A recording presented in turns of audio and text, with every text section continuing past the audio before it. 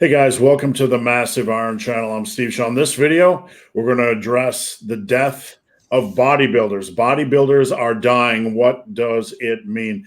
Before we get into that topic, if you have any questions or comments, drop them down below. The best topic ideas I turn into videos just like this. All right, I'm joined by Fazlifts. Before we dive in, Faz, where can they find you on social media and YouTube? Find me at Fazlifts mostly on YouTube and Instagram. So Vic Richards is dead today at 56. We do not have a cause of death, so we're not going to speculate on that. But that happened just today, correct? Yeah. And then we have had a few deaths this year. Faz, I'm going to let you talk briefly about who has passed away this year that is noteworthy. This is a rehash for some of you, but after we're done, we're going to get into some of the topics surrounding these deaths. Yeah, a lot of big name bodybuilders have been dropping dead this year. So as Steve just said, we just got the news literally within the last hour I heard from Muscular Development that Vic Richards died at 56. Sean Roden died this week also at 46. We've had George Peterson, who was a 212 competitor, pass on prior to a show. We had, of course, the English fella last year as well, and we've had a bunch of others over the course of the last year. I think the bodybuilding community are quite shook with the amount of deaths we've been having recently. It almost seems like whenever you see a picture of a bodybuilder on Instagram in a certain sort of like serene pose, you're almost scared of opening up the description because you think it's going to be another death. And there seems to be no rhyme or reason. These guys are young, some of them are older. There seems to be no rhyme or reason behind it. Yeah, and that's not. I would be remiss if we didn't mention John Meadows as well, another big name. So the knee-jerk reaction, Faz, when it comes to these things, I mean, whenever you see a post about the passing of Sean Roden, and it's going to happen on Vic Richards, and it happened on John Meadows, invariably you get the small percentage of people that openly say steroid abuse, like a blanket covering.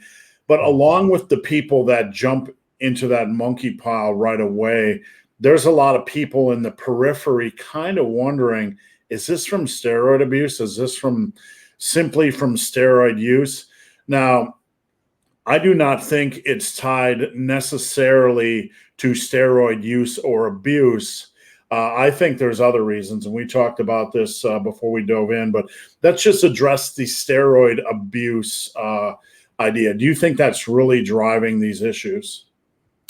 Right. Yeah, we had a brief talk about this before we went on air, and I think it's a factor which is going to influence, how bad people's health is. We can't discount that in the amounts that these guys are using, it does have a deleterious effect. My point is that if we only pin it, no pun intended. If we only pin it on the steroid angle, then we're missing out on quite a lot of other things which are wrong with the support. So I think it's a combination of a lot of factors, but if we solely pin it on the roids, we are discounting a lot of other factors which have a massive influence. And in doing so, we are possibly missing some pieces of the puzzle. Now, if you look back in time, I mean, this is, I believe, over the last 20 years, there was a period where we were seeing like WWE wrestlers passing away, or I know you're over in the UK, but NFL football players passing away in their 50s. Yeah. And, sometimes if the guy had taken, or it was implied he had taken steroids, it's always juice, steroids. But in my time in the fitness industry, Faz, and one of my areas of fascination, one of the areas I really like to look at was longevity. And when you look at the science of longevity, you see a couple of things. Number one, generally, it seems that fat, whether you're carrying around just mass, seems to not like it so well. Now, obviously, a 270-pound bodybuilder eating chicken breasts and whatever is in a little bit better position than somebody eating pizza and beer. But I'm just going to make an end point here. when you look at the mortality statistics of tall individuals, they don't live as long. And that's a blanket covering, right? That's a blanket covering. And that seems to indicate that the heart struggles to maintain that mass, whether it's fat, whether it's muscle, or even if it's a tall individual. Any thoughts on that? Yeah, so I think we're talking about two things here. It's one, it's the sheer overall body size, and two, it's the food necessary to fuel that size. I think digesting all of that food on a day-by-day basis also has a stress on the cardiovascular system and just the body as a whole, just processing that food. I don't know about you, Steve, but the older I get, the worse I process a lot of food at once, and the worse I process processed foods, the worse I process carbs even. And I think there was a study recently from Mena Hensman, which pointed out this idea that older people tend to do better with ketogenic diets, something to do with the way they digest, well, the way they operate on the fuel. But so I think there's two things here. There's the overall body weight, which I think is a stress on the heart, but then I also think it's the daily processing of all that food, which can be quite stressful. So yeah, I think that happens at a certain age, which is what we're seeing. Yeah, and I know some of the younger guys are probably going to discount that, but I am 54, and I notice it more and more each year, not just with food volume, but also with food choices. I have to eat less of. I used to be able to eat, intermittent fasting or fasting type of lifestyle, 1,600 to 2,000 calories at a meal. And now I really struggle to even cap over 1,000. I get full a lot easier. I notice the fullness. Some things are going on. So, like you mentioned, it's to bottle this just into one whole or one cause does not really do anybody justice. We're looking at a couple factors. We're looking at larger individuals that eat more. In some cases, I would argue that bodybuilding or bodybuilders aren't necessarily, big guys like this, out there being super active from a cardiovascular standpoint. Yep.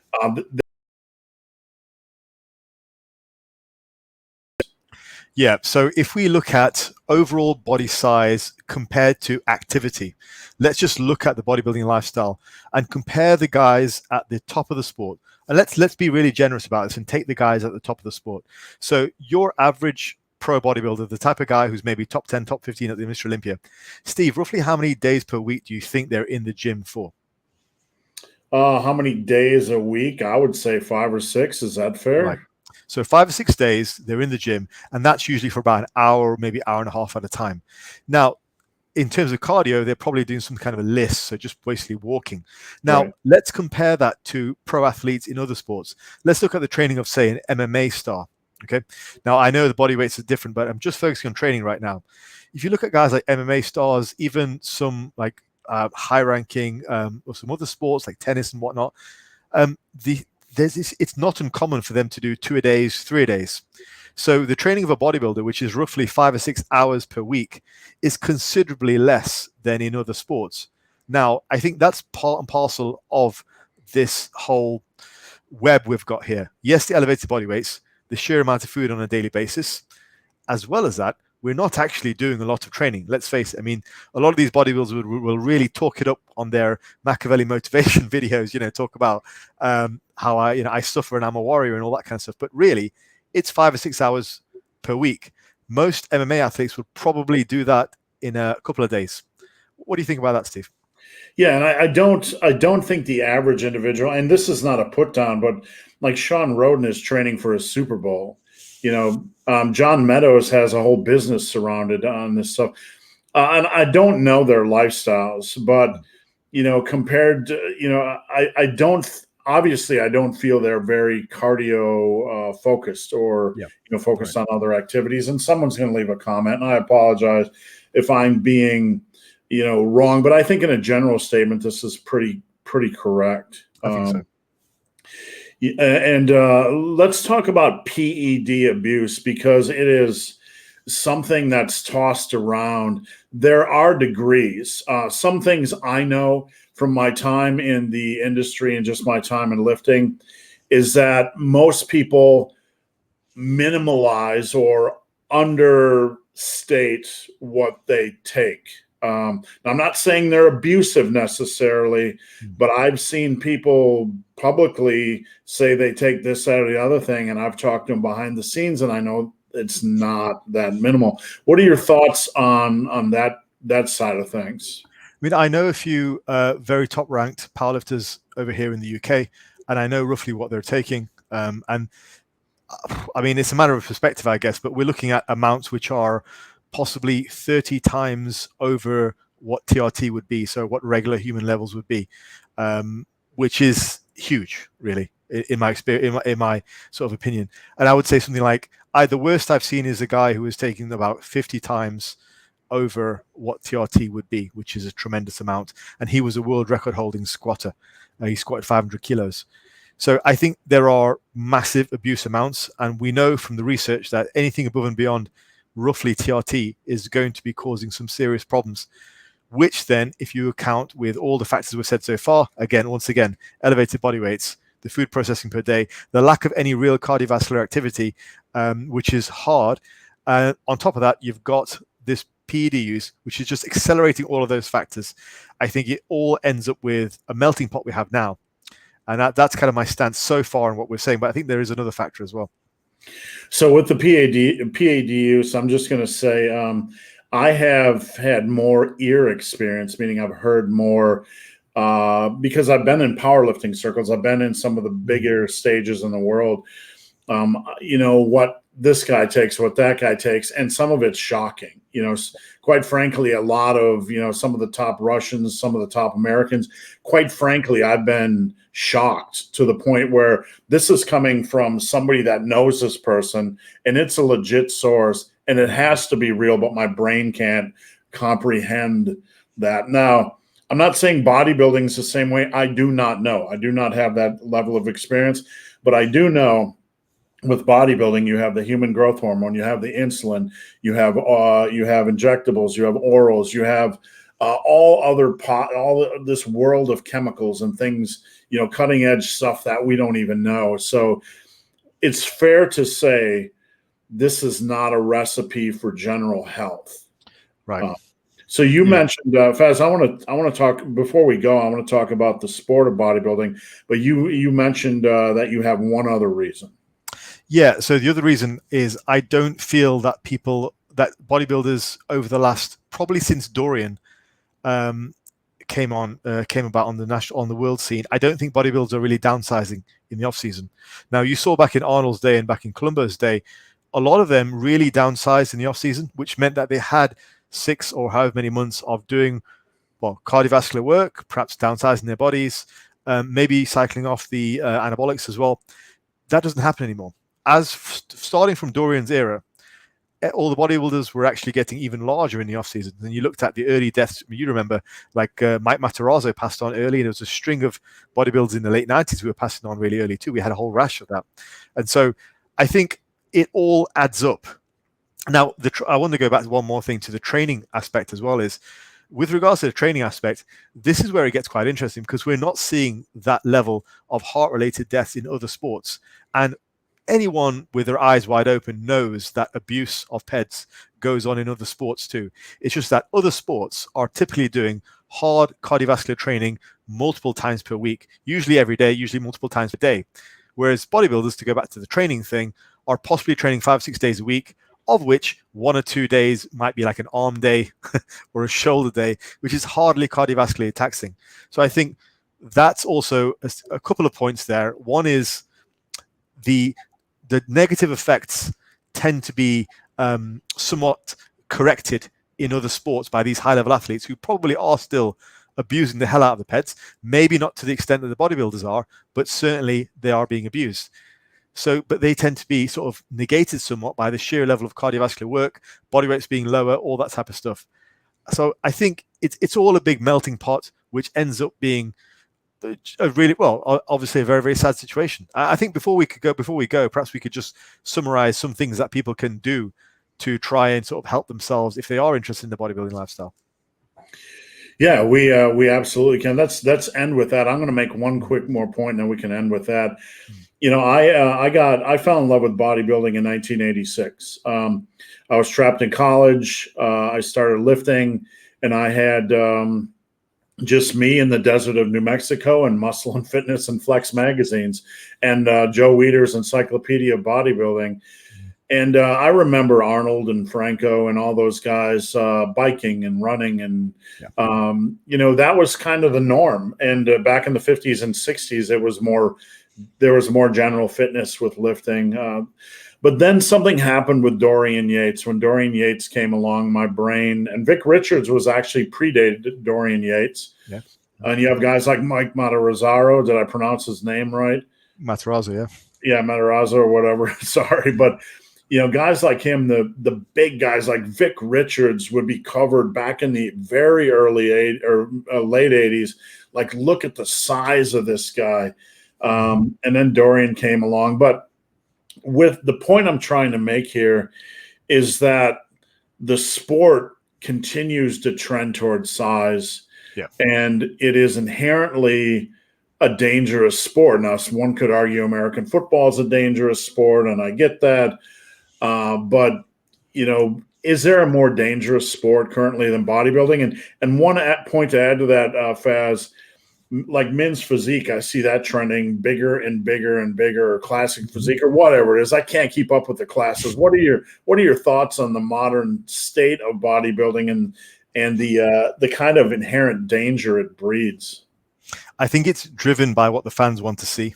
You know what happens, Steve, when we see another death like Sean Roden's or whatever, is everyone will be in the comments going, "Oh God, condolences," and think of his family. But really, most people, at the end of it, they want to see bigger and bigger bodybuilders. A lot of people, if they're really honest with themselves, they're only posting and only scared because they probably feel like they might be in danger themselves. But really, if we wanted to see a major change, if the IFBB wanted to see a major change, it would have to be going against what people actually want to see, which is bigger and bigger and bigger. That fundamentally needs to change. Maybe something like, the smoking ban. So now, like back in the day, smoking used to be considered to be quite a cool thing to do, right? Just like bodybuilding, and getting bigger and bigger, it seemed to be quite a cool thing to do. Maybe there needs to be a massive fundamental shift away from what is considered to be cool in bodybuilding, away from just a size game, because that, at the moment, it's looking like an absolute dead-end street. So we need to have an about turn on that, I think.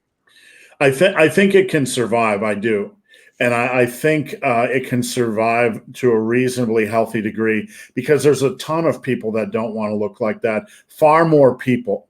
And I personally think it could be healthier without all the size. And I think it's time we get our heads out of our asses and stop, just labeling all PED use as bad, natty, non-natty. I hate this debate because we've matured and evolved.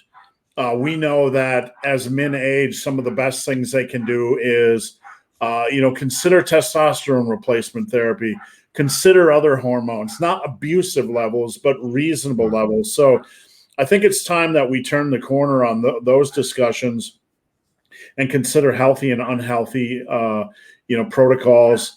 And to end cap with your discussion point, what can the average person do? The average person wants to live a long, healthy life and look good.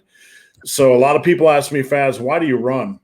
Because I want to be big and I want to be strong and I don't want to die young, and I want to see what I can do on all prongs of the fork. So what's your parting advice for someone that wants to be big, strong, and live a long, healthy life?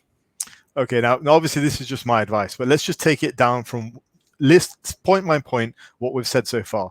Firstly, stop the 30, 40 pound bulks, guys. Okay, especially if you're in your 30s, cut it out. Okay, there's no need for that. I talk on my channel all the time about recompositioning, lean gaining, and Steve, his parameters for bulking are very, very narrow, something like 2 pounds a month. So enough with the 30, 40 pound bulks. You don't need to do that. You don't need that much extra weight on you. That's the first thing.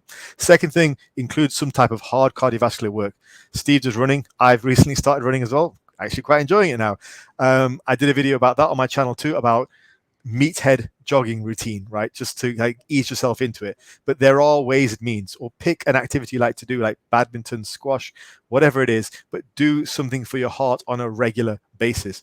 Running is one that most of us gravitate to because it's just easy and it's low entry. We can start off somewhere. So those are a couple of things there. Next thing is, I would say start to check your health parameters on a regular basis. Now, blood work, once you're past about 35, 40, is a really good idea. Get it done just once or twice a year. Absolutely fine. And also on a weekly basis, you should be able to track your resting heart rate, your blood pressure. I track my resting heart rate every day. I track my blood pressure at least once a week, just to make sure that it's in range. You're looking for it to be about 120/80 as a good range. I like for mine to be a little bit below that. And that's what I look for. So those are a couple of things you can do just at home yourself. Blood work on a regular basis. Keep body weights at a reasonable amount. Make sure you're including lots of cardiovascular work. That's kind of like roughly a good start. What do you think about that, Steve? I got some strong thoughts on this. I was thinking about this morning. We've just become a culture of excuses. And I just want to encourage men and women watching to stop dealing with your own bullshit. All the excuses. Fight, get back to lean meats, fruits, and vegetables as maybe 80% of your intake. Stop with the excuses. Start calling yourself on the excuses. Stop living in fear of cardio. I'm so over the cardio kills gains bullshit. Go be fucking epic. Go in the gym with your strength, with your running, with sex. I don't care what it is. Take care of your body, live fully, and stop fearing this stuff. And the last point I'll say, from a longevity standpoint, is you need to take your body weight seriously. I like being a bigger guy at age 54, but I know the consequences. We know from a health standpoint, from vast pools of longevity statistics, just blanket statistics, that men over the age of 250 pounds lose 7 years off their life on average. This includes smokers, pizza abusers, or healthy guys, right? Reasonably healthy guys. So men, you have really no business pushing over 220, 230 pounds. You need to take that seriously.